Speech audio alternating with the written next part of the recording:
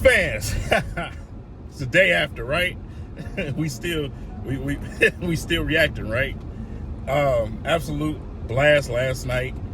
You know, Troy Weaver just gave us all another pump of life. This city is back, man. It is flourishing.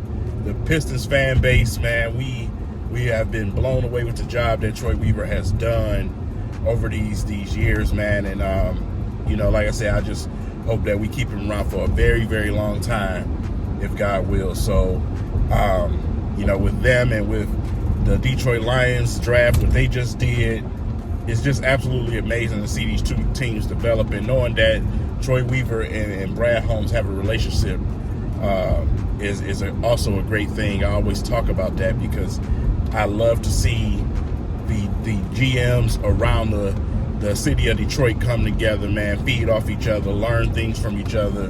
That's a great thing that we're connected like that as teams.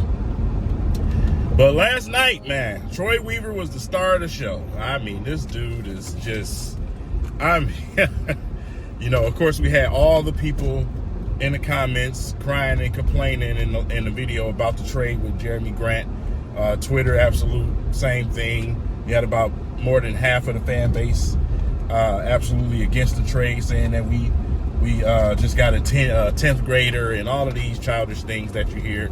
You should know better. Troy Weaver has done nothing but prove things to you. You should have known better that it's something else coming out of that. You know what I'm saying? So we get Jalen Duren, which is absolutely amazing. But at the same time, we still got this cap space situation. We got free agency on the brink. You know, so like I said, it's trust in Troy should be the slogan now. You know, it was restore, but now it's like trust in Troy. You know, Ashton, the trainer, shout out to Ashton, man, came up with a great idea that, you know, in the first game, we should all be wearing trust in Troy shirts. I absolutely love that. So even if the Pistons don't go with that theme, if it don't catch anything, I'll probably get me a shirt made that says that. So that's where I'm at with it. Like I said, I'm not going to sit here and say, oh, I told you so and all of this stuff. Y'all just going to have to learn. You know what I'm saying? Just learn. Just let Troy Weaver do his thing. Like I said, we're not used to having great GMs, especially for a lot of people that just became Pistons fans. You're not used to it.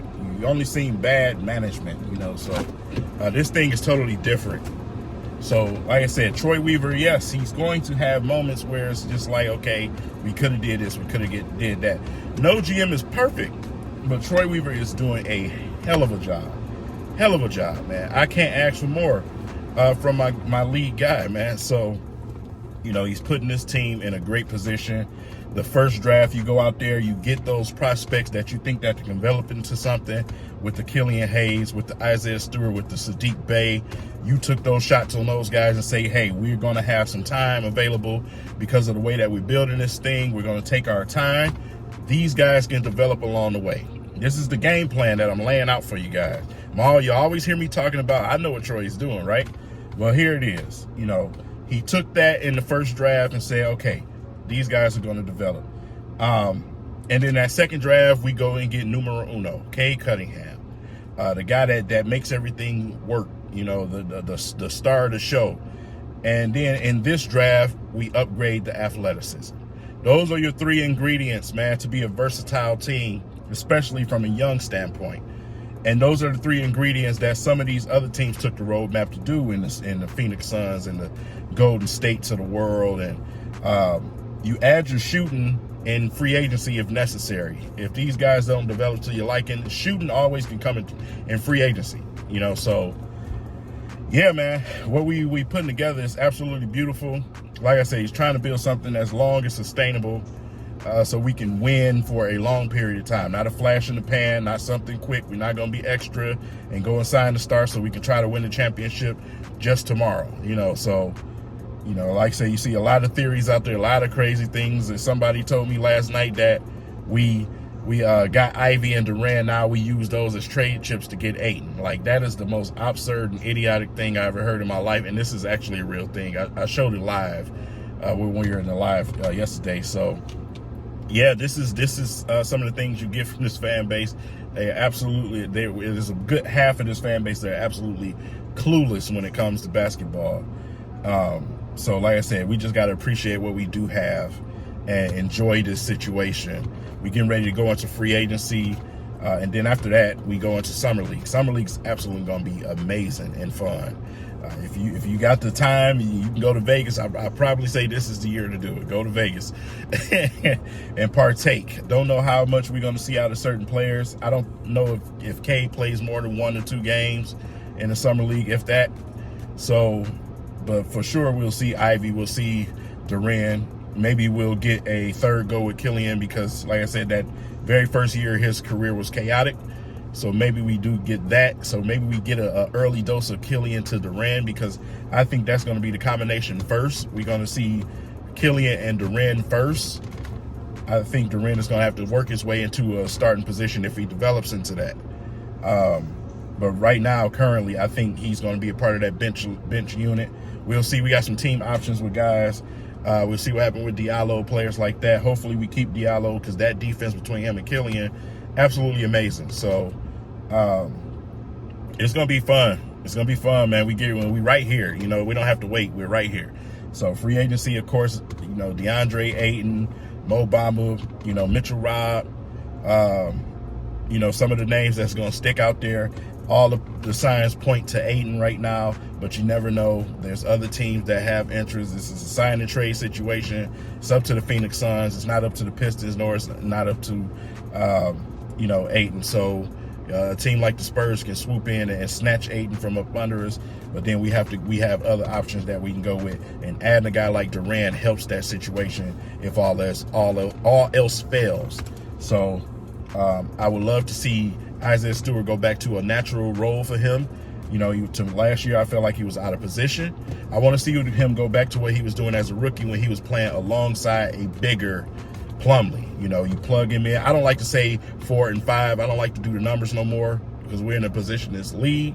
It's just if these two fit together, whoever is the center or the power forward, it don't matter. If they fit together. You know, you could have called Rasheed and Benoit as centers, but like I said, they just fit together.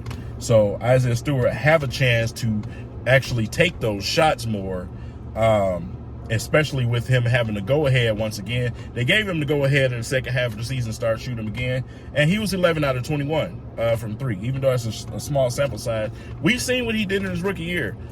He shot the ball way more, but his job, his task last year wasn't that. So I felt like he's playing out of position. Now he gets to go back into grounds where he needs to be, where he has a support, where he has some length and athleticism with him, where he can flourish even more. I expect him, especially with the work that he's putting in this summer so far, I expect him to take another step forward. Him, Sadiq Bey as well, Killian Hayes. I'm looking for those guys to take another step forward. That's where we at in this rebuild situation. We head into the real year 2. And bringing in Ivy and Duran is perfect timing because we're in the stage now where we get some simple free agents, you know. Then once we come together, because this is the year where we push go. We push go now. We're not doing the draft thing anymore. That's it. We're finished with that.